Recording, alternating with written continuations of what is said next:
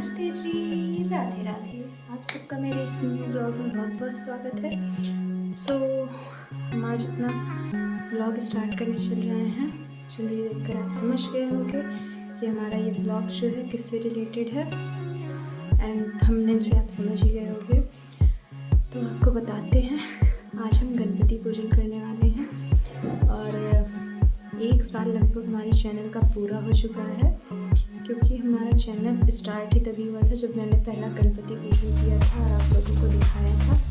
सो चलिए, आज भी गणपति पूजन की विधि शुरू करते हैं। जिन्हें देखना हो वो एंड तक बने रहिएगा। और आप सभी लोगों ने जितना भी सपोर्ट किया है मेरा, उसके लिए बहुत बहुत धन्यवाद। तो चलिए वीडियो स्टार्ट करते हैं। तो चलिए सब मिलकर बोलते हैं, गणपति बप्पा मोरया, मंगल मूर्ति मोरया।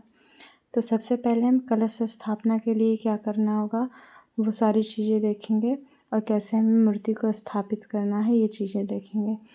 तो सबसे पहले हमने अपने हाथ में अक्षत लेना है, चावल के कुछ दाने और गंगा जल हमने थोड़ा सा लिया है। उसके बाद फिर हमने थोड़ा सा रोली लेनी है और चंदन, उसको अपने हाथों पे थोड़ा सा गिरा लेना है। उसके बाद फिर हमने उसमें अपने हाथों में फूल लेकर के अपने हाथ को जोड़ करके अपने मन से प्रण लेना है कि हे गणपति जी, हम आपको अपने घर में स्थापित करने चल रहे हैं। हम जितने दिन आपको स्थापित करेंगे, हम अपने पूरे मनोभाव से, पूरे सत्य निष्ठा से आपकी सेवा करेंगे, और अगर हमसे कोई गलती हो जाए तो हमें कृपया माफ़ करिएगा। तो इसको रख कर फूल को अर्पित कर देंगे। हमने 2 सफ़ेद फूल लिए थे और 1 लाल फूल लिया था। लाल फूल अभी हम चढ़ाने के लिए प्रयोग करेंगे। फिर हमने गंगा जल जो है, जिस जगह पर हम गणेश जी की मूर्ति को स्थापित करेंगे, वहाँ पर हम गंगा जल छिड़क लेंगे थोड़ा सा, और मूर्ति को उठाते हुए बोलेंगे, वक्रतुंड महाकाय सूर्यकोटि समप्रभ निर्विघ्नं कुरु मे देवो सर्वकालेषु सर्वदा। इसके बाद हम गणपति जी को प्रणाम करेंगे। प्रणाम करने के बाद हमने अपने जो हमने दीप रख रखा है, अपना दिया रखा है, उसको प्रज्वलित करने के लिए सामने रखेंगे, और गणपति जी को जो हमने ढक रखा था चुनरी से, उसको हटाएंगे और उनके चरण स्पर्श करेंगे। नतमस्तक प्रणाम चरण करना है। स्पर्श करने के बाद हम जिन्हें साष्टांग प्रणाम करने इसके आता बाद हो हम कलश वो स्थापना साष्टांग की प्रणाम भी कर प्रक्रिया सकते की हैं। ओर बढ़ेंगे। हम अपना जो लोटा लिया है हमने, उसमें अपना जल लेंगे। उसके बाद उसमें थोड़ा सा अक्षत के दाने डालेंगे। फिर इस पे हम स्वास्तिक बनाएंगे अपने हाथों से। स्वास्तिक बनाने के बाद हमने इसमें जो है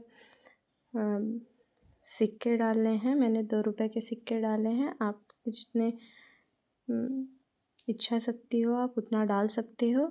इसके बाद फिर हमने धागा बांधना है। धागा बांधने के बाद फिर हमें इसमें जो दुर्वा घास होती है उसको हमने इसमें डालना है। दूब जिसे हम कहते हैं, उसको हम इसमें डाल लेंगे। उसके बाद फिर जो हमने एक प्लेट में चावल ले रखा है, उसको भी फिर हम यहाँ पर रख देते हैं, जिस पे हम अपने कलश को रखेंगे।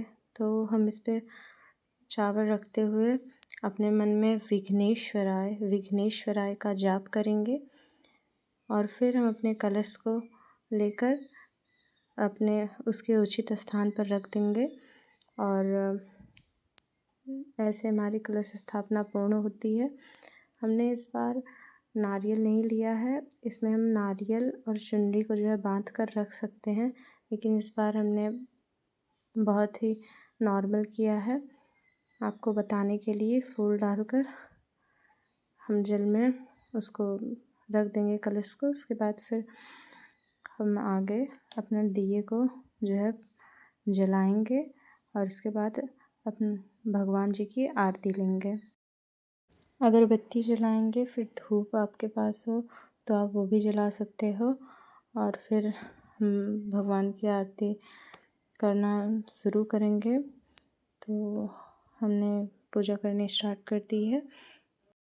तो सबसे पहले हमने भगवान का थोड़ा श्रृंगार कर लेना है। आज प्रथम दिन है हमारे प्रथम पूज्य गणेश जी का। तो सबसे पहले हमने उनको सिंदूर लगाना है। सिंदूर हमने 5 बार लगाया है और उसके बाद फिर हमने फूल अर्पित करने हैं और फिर उन्हें पीले वस्त्र हमने पहनाए हैं। वस्त्र तो नहीं कर सकते हैं, ये हमने उनका वस्त्र बना कर रखा है, तो उसको हम भगवान जी को चढ़ाएंगे, पहनाएंगे। और फिर उसको पहनाने के बाद हमने जो है भगवान जी को जो चुनरी है उससे फलों को ढक रखा था, उसको एक साइड कर देंगे और भगवान की आरती लेनी स्टार्ट करेंगे। इस समय हमने पूजा की है जय गणेश की। जब हमने गणपति की जय गणेश पूजा कर लेनी है, उसके बाद फिर हमने जो दिया है उसको चावल पर रख देना है और भगवान को